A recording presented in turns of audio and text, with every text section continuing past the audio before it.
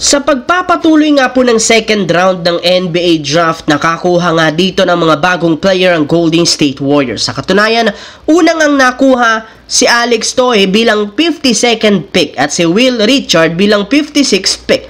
Though hindi pa sila opisyal na nakakakuha ng kontrata, inaasahan na papipirmahin nila ito sa kanilang lineup ng two-way contract o di kay regular contract. Kasabay ng pagkakuha nila, may lumabas ng balita na handa na si Jonathan Kuminga na umalis sa Golden State at pangunahan ng isang koponan next year. Kaya nakapagdesisyon ng general manager na si Mike Dunleavy na i-trade ito kapalit ng isang bagong point guard na magiging kapalitan ni Stephen Curry sa rotation. At isa sa mga target nilang pinangalanan ay si Kobe White ng Chicago Bulls na kasalukuyang available na sa trade market ngayong off-season. Sa kabilang banda, sa pagsisimula nga ng second round, dalawang magkasunod na trade ang ginawa ng Lakers at ni Rob Pelinka, kung saan una nilang kinuha ang 55th pick at cash consideration papunta sa Chicago Bulls para makuha ang 45th pick. Sinundan ng pag-trade muli nila sa 45th pick at cash consideration papunta sa Minnesota para makuha ang 36th pick ng Brooklyn Nets, kung saan ginamit nila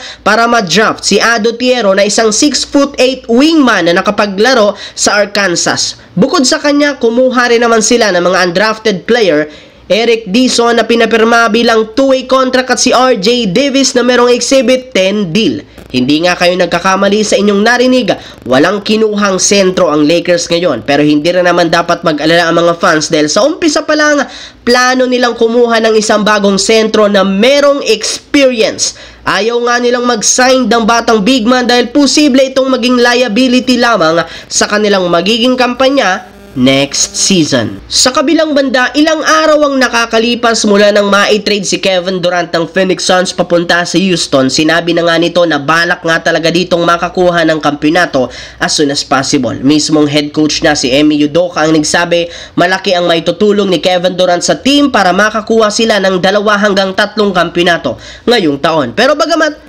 agree at sang-ayon si Kevin Durant sa naging pahayag ng Rockets na wala silang ibang gagawin kundi magkampiyon, ay kailangan rin naman itong sundin ang kanyang request o kahilingan ngayon.